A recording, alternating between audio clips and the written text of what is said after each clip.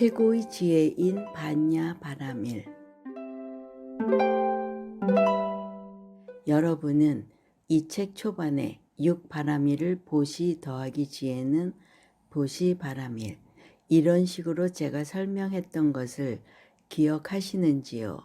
즉 단순히 주는 것만으로는 바라밀이 이루어지지 않고 지혜롭게 주어야 보시 바라밀이 된다고 하며 보시, 지계, 인욕, 정진, 선정 이란 5가지 바라밀이 각기 지혜와 더불어 완성이 되었을 때 바로 마지막 반야 바라밀이 성취된 것이란 제 말씀 말입니다. 그런데 신기하게도 대품 반야경에서 이런 제 생각과 완전히 일치하는 반야 바라밀에 대한 설명을 발견했습니다. 한 번은 현장역의 반야신경이 이 공에 대한 언급이 무에만 치우쳐 본래 공의 의도인 유무를 초월한 중도를 이해시키는 데 장애가 있는 듯 하다며 공중무와 더불어 공중유의 반복을 주장하다가 후에 법월 3장의 한역본에서 그것을 찾아내고는 환희했다고 호들갑을 떤 적도 있습니다. 그러니 저로서는 이러한 2번의 저의 안목을 확인한 셈이니 어찌 기쁘지 않을 수 있겠습니까? 물론 저놈이 이젠 혼자 북치고 장구치고 하네 라는 분도 계시겠지만 말입니다. 연유야 어찌 되었건 법회에서나 다른 책에서 통상적으로 설명하는 육바라밀과는 많이 다른 대품 반야경 서보품 제68의 해당 부분을 정리하여 우리말로 옮겨드립니다. 수벌이야 무엇을 반야 바라밀이라고 하는가? 보살은 일체지에 순응함으로 모든 존재에 집착하지 않고 또한 모든 존재의 성품을 관하니 집착할 것이 없는 까닭이다. 그리고 다른 사람도 모든 존재에 집착하지 않게 하고 또한 모든 존재의 성품을 관하게 하니 집착할 것이 없는 까닭이다. 이것이 보살 마하살의 반야 바라밀이라고 한다. 보살 마하살은 보살을 귀히 여겨 부르는 동의어로 생각하시면 됩니다. 1. 지혜로운 보시 바라밀. 보살은 14가지 공, 14공에 머물러 물질이 존재의 모습을 공이라 하거나 혹은 공이 아니라고 집착하지 않는다. 보살 마하살은 이와 같이 반야 바라밀에 의지하여 모두를 보시한다. 예를 들어 음식과 의복 등의 일용품을 보시하되 이 보시가 공함을 관한다. 보시 무엇이 공인가? 베푸는 이, 받는 이, 재물이 모두 공이어서 아끼거나 집착하는 마음을 내지 않는다.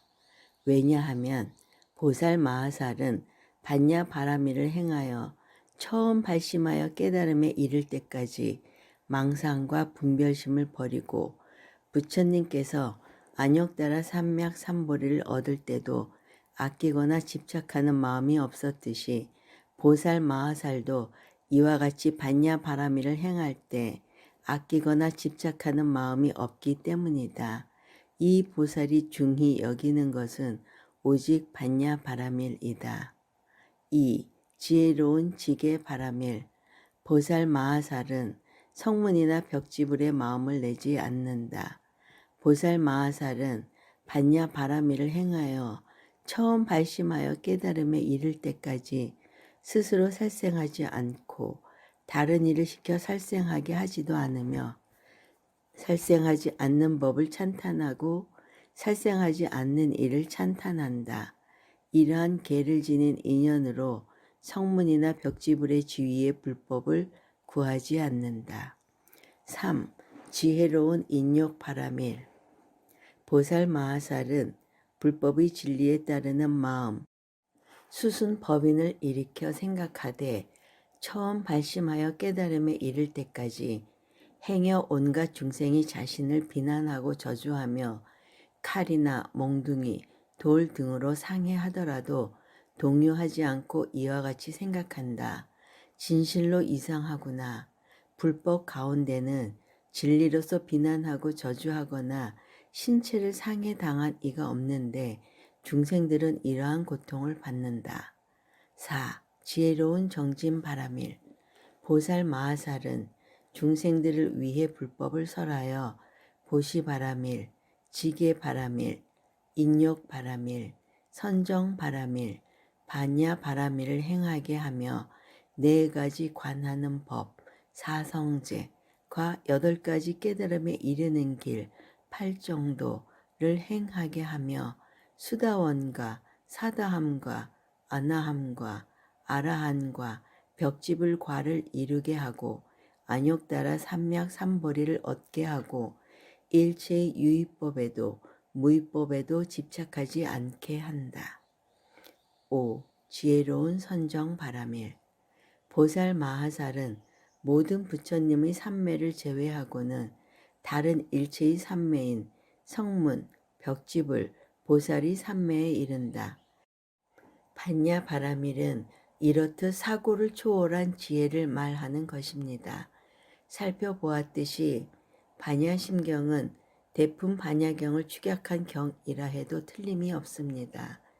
대품 반야경을 검토하며 개인적으로 느낀 그냥 지나치게는 걸리는 점을 말씀드리면 역시 대승불교의 초기 경전에서 발견할 수 있는 성문영각, 벽지불에 대한 보살이 수승함을 노골적으로 표현한 것이나 근본 불교에서는 거의 없었던 다라니, 진언에 대한 신앙성의 강조와 석가모니 부처님도 선언한 업에 의한 과보는 반드시 받는다는 인과법을 기도로 상세할 수 있다는 견해의 조심스러운 등장은 주목할 만하다고 생각이 듭니다.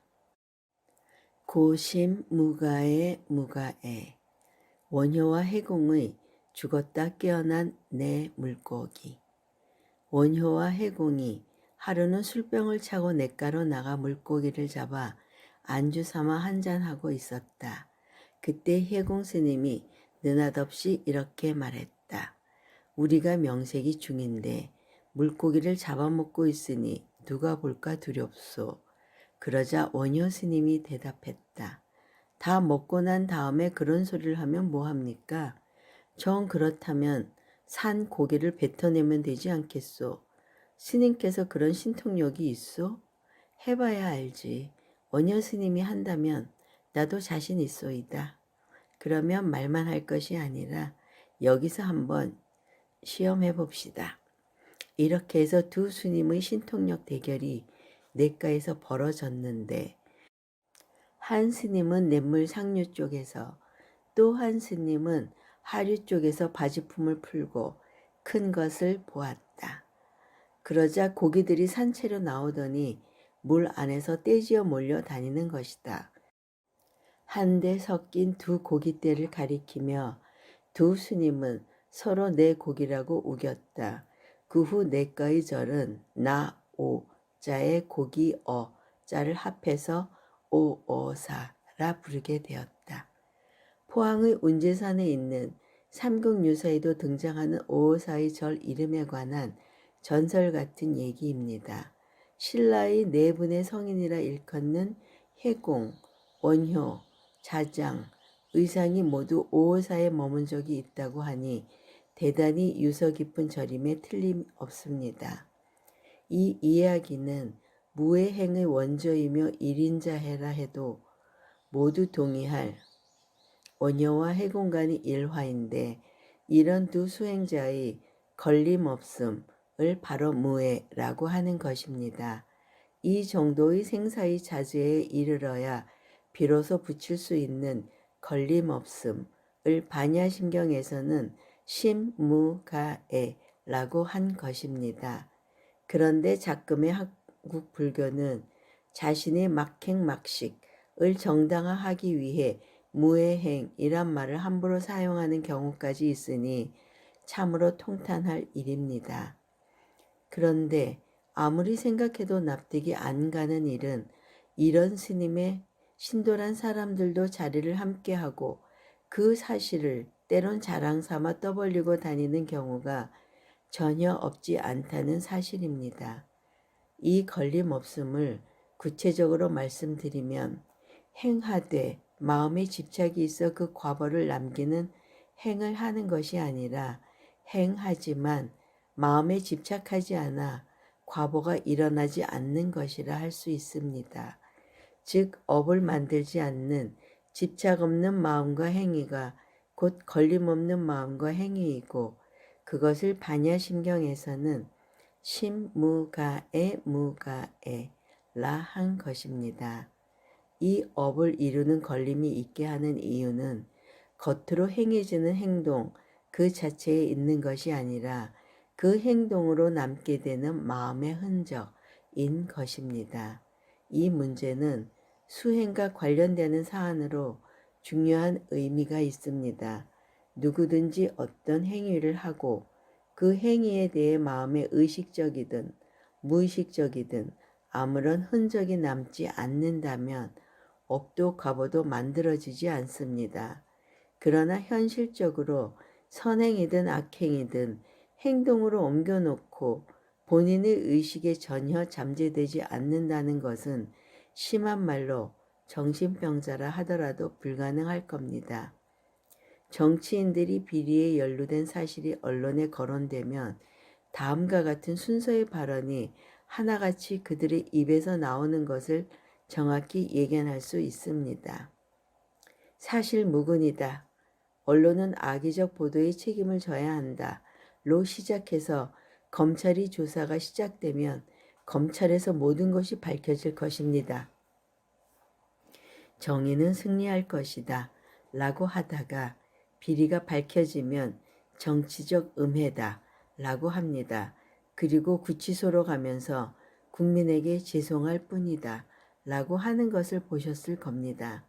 이렇듯 때론 여유까지 부리며 자신의 행위에 마음이 걸림이 없고 집착을 안 한 것처럼 말하지만 구속돼도 얼마 안 있어 대통령이 사면해 줄 것을 믿기 때문인지는 몰라도 실은 마음속으로는 계속 갈등 속에 있었음을 쉽게 알 수 있습니다.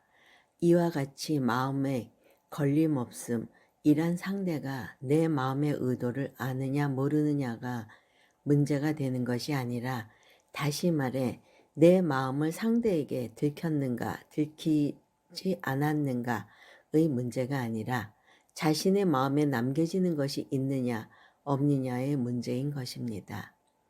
유식의 관점에서 표현하자면 제8식인 아려야식에 극도로 미세한 의식의 흔적이 남느냐 아니면 전혀 남지 않느냐의 차이가 마음의 걸림 있음과 걸림 없음을 결정하는 것이란 말씀입니다.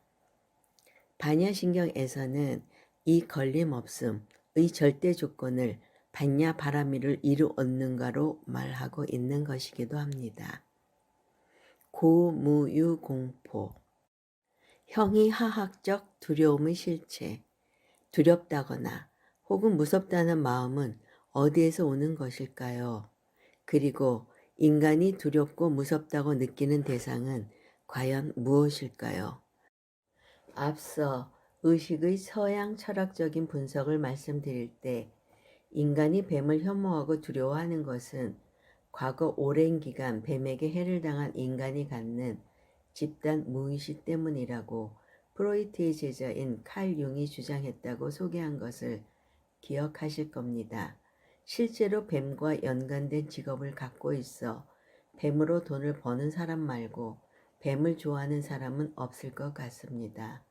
그런데 이런 류의 두려움은 사실 불교적으로는 두려움 축에 전혀 들지 못합니다. 뱀이 아니라 쥐나 바퀴벌만 보아도 악 소리를 내는 사람들이야 의아해하실지 모르지만 그런 실체가 있는 것에서 오는 두려움이나 무서움은 피해갈 방법이 있기 때문입니다. 반야신경에서는 반야바라미를 성취하면 공포가 없다. 무유공포라고 설하고 있는데 여기서 말하는 공포란 본질적이고 근원적인 두려움을 가리키는 것입니다. 그 근원적 두려움의 원인을 저는 무지와 불확실성이라고 풀이하고 싶습니다. 내면적으로는 참된 진리의 무지하기에 공포를 느끼고, 오해영적으로는 모든 상황에 대한 확신이 서지 않는 것이 인간의 두려움과 무서움의 대상이자 원인이 된다는 말입니다. 지금까지 이 책을 읽어오신 분들에게는 상당한 인내심이 필요하셨을지도 모르지만, 여러분이 단순하게 생각해 오신 사안을 복잡하게 만들거나 반대로 다른 책에서는 복잡하게 설명하여 엉켜있던 부분을 비교적 간명하게 이해시켜 드리는 재주가 제게 있음을, 더욱 반야신경의 바로 이 공포란 대목의 설명에서도 그 재주가 유감없이 발휘되고 있음을 인정해 주시길 염치 없이 기대하며 말씀드립니다. 첫째로 불확실성에 대한 두려움부터 시작해 보겠습니다. 실은 모든 것은 항상하지 않다는 재행무상의 원리만 받아들여도 이 불확실성에 기인하는 두려움에서 벗어날 수 있는 것은 당연한 이치지만, 어디 그게 말처럼 쉬운 일이겠습니까? 우리는 불과 수십 년 전만 하더라도 비록 심각한 정치적 불안과 이념적 갈등을 겪어왔지만, 지금과 같은 내일을 기약할 수 없는 험악한 세상이 될 줄을 예측한 사람은 거의 없습니다. 38선, 38살이 명예퇴직 가이드라인이라는 말이랍니다. 4.5정, 45살이면 정년퇴직해야 한다는 말이랍니다. 5.6도, 56살이 되어서도 퇴직을 안 하면 도둑이라는 말이랍니다. 6.25, 62살이 되어서도 퇴직을 안 하면 오적이라는 말이랍니다. 같은 말이 우리 각자에게 현실로 느껴지는 상황에서 미래에 대한 불안과 산다는 것 자체에 대한 불안이 없다는 것이 오히려 이상할지도 모르겠습니다. 물론 저처럼 아예 중2 되면 제가 잘나서가 아니라 부처님 덕분에 혼자인 몸 하나쯤은 의식주 걱정은 덜어도 되긴 하지만 말입니다. 그런데 이처럼 미래가 보장되지 않는 불확실성에서 오는 두려움과 스트레스는 안타깝게도 그 강도가 앞으로 더해면 더했지 덜어질 것 같지는 않습니다. 불과 몇 년 전 2000년을 맞이할 때 대망의 2000년대라고 모두들 말하고, 한 민족이 옛 고구려와 발해의 명성을 되찾아 만주를 지배할 것이라는 희망이라기보다 예언에 가까운 말들이 난무했음을 기억하실 겁니다. 그러나 작금의 현실을 보면 민주 회복은커녕 경제적 독립국가를 이루기도 힘들 것 같고, 국민의 의식 수준도 나아진 것이 하나도 없습니다. 자칫 잘못하다간 대망이 아니라 대망의 2000년대가 될지도 모를 지경에 이른 것 같습니다. 그러니 이러한 두려움을 어찌 쥐나 뱀에서 겪는 두려움에 비교할 수 있겠습니까? 다행히도 반야신경에서는 이 불확실성에서 오는 두려움과 공포를 반야의 지혜로 극복하라고 용기를 주시는 것입니다. 두 번째 무지에서 오는 두려움에 대해서는 다소 현학적인 흉내를 내어 말씀드리면, 형이하학적 무지와 형이상학적 무지로 구별할 수 있습니다. 저는 선천적으로 심장이 좋지를 않아 몇 년 전에 심장병을 앓고 몇 년째 병원에서 심장 재활 운동을 하고 있습니다. 하루는 같이 운동을 하는 심장 환자 중 50대의 여자 한 분이 발목에 큰 반창고를 붙이고 왔습니다. 그것을 보고 걱정이 되어 담당 간호사가 이유를 물었습니다. 그런데 그 여자분의 대답이 기가 막히게 듣기 힘든 답의 연속이어서 죽어라 웃은 적이 있습니다. 간호사, 웬일로 다리에 반창고를 붙이셨어요? 불편하세요? 환자, 괜찮아요. 어제 옆집 개가 물어서요. 간호사, 그럼 감염 검사하시고 만약을 위해 광견병 주사 맞으셔야죠. 환자, 됐어요. 물렸을 때 얼른 개의 털을 잘라서 된장 발라 물린 곳에 붙였으니까요. 간호사와 저까지 합세. 그러면 더 덧나요. 빨리 검사하고 주사 맞으세요. 환자, 좀 겁먹은 표정으로. 그럼 가축병원에서 주사 맞아야 하나요? 설마 하시는 분이 계실지 몰라 부처님께 맹세하건대 말 그대로였습니다. 이것보다는 훨씬 나은 경우가 있긴 합니다. 병원에서 운동하며 저는 오페라 등 음악 DVD를 가지고 가 즐겨 듣습니다. 하루는 모차르트의 오페라 마술피리를 가지고 갔습니다. 그 유명한 밤의 여왕이라는 아찔한 고음의 콜로라투라 소프라노 아리아의 진수를 맛볼 수 있는 작품입니다. 옆에 앉아있던 분이 제목을 보더니 제게 묻더군요. 그것 틀면 맛을 부리는 게 나오나요? 제가 뭐라고 답했냐고요? 그럼요 라고 했습니다. 형이 하학적 무지를 이해시켜 드린답시고 남의 무식을 흉본다고 생각하실지도 모르겠지만 전혀 그런 의도는 없습니다. 다만 단순한 무지의 예를 실감나게 든 것이라고 이해해 주십시오. 제가 무지와 무식을 깔볼 정도로 천박한 사람은 아니란 것쯤은 이제 잘 아시지 않습니까? 더군다나 이런 형이하학적 무지는 두려움과 무서움을 불러일으킬 정도로 문제가 있는 것도 아닙니다. 정작 난제는 형이상학적 무지에서 오는 두려움인 것입니다. 형이상학적 두려움의 실체. 개에게 물려 광견병이 두려우면 잠깐의 아픔을 참고 주사 한 방 맞으면 해결됩니다. 죄를 짓고 들통날까 아무리 두려워해도 차라리 벌을 받으면 시원스레 두려움도 해소됩니다.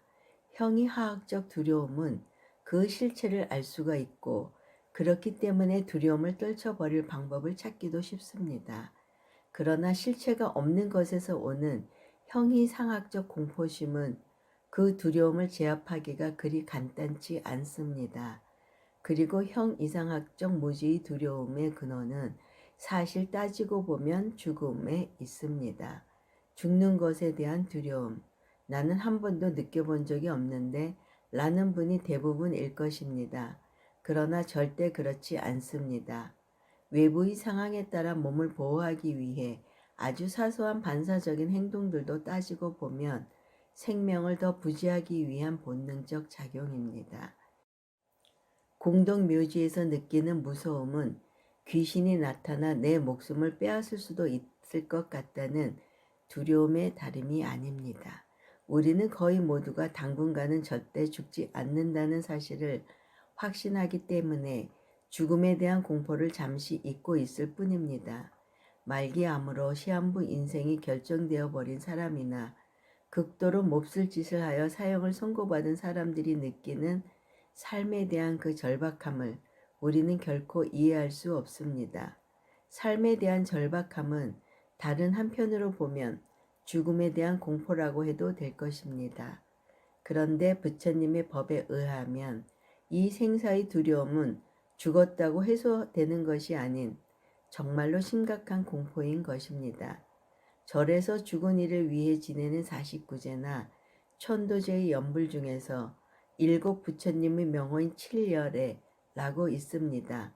번, 도량을 장엄하기 위해 불보살의 명호를 써서 깃발 형태로 거는 것을 말합니다.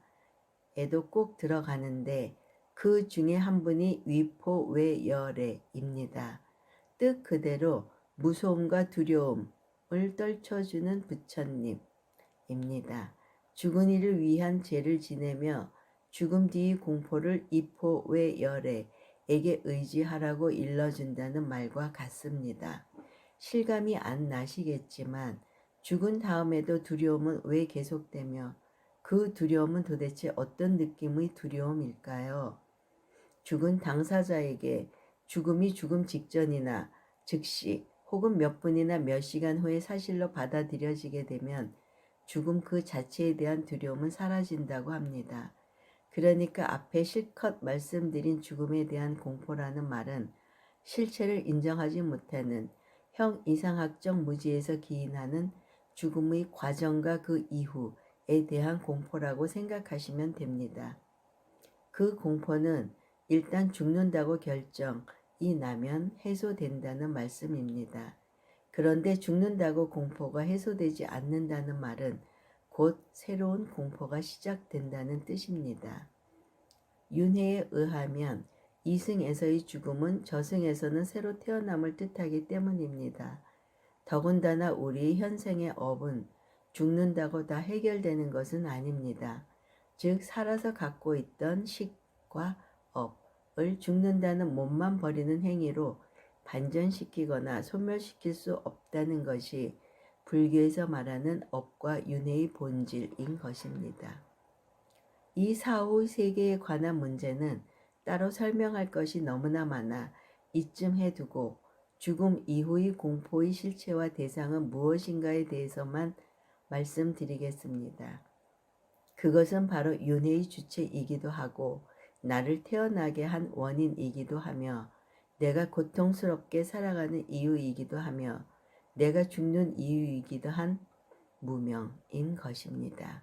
결국 무명에서 벗어난다는 것은 깨달음을 의미하고 반야신경에서는 그 깨달음을 반야바라밀이니 안욕따라 삼맥삼볼이니 라고 말하며 그런 경지에 이르면 마음이 걸림도 없고 신무가에 걸림이 없으므로 무가에고 공포심도 없게 된다. 무유공포 고 설하고 있는 것입니다.